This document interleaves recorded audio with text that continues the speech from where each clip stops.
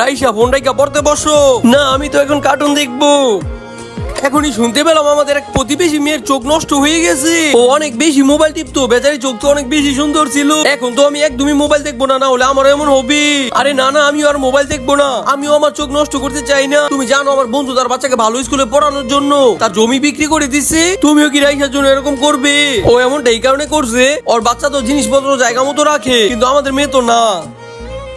স্যারও বাবা, আমি এটা গুছিয়ে রাখছি। দেখো বাচ্চাটা শরীর কিরকম হয়ে গেছে, এগুলো আমাকে দেখাও না, কত ভয়ঙ্কর। আমি এই জন্যই দেখাচ্ছি, এরকম অবস্থা ওর বেশি চিপ খাওয়ার কারণে হয়েছে। আমাদের প্রতিবেশীর একটা বাচ্চা চুরি হয়ে গেছে। কি বাচ্চা চুরি? সিসি ক্যামেরায় দেখা যায় ওই খারাপ লোকটি বাচ্চাকে চকলেট দিয়েছিল।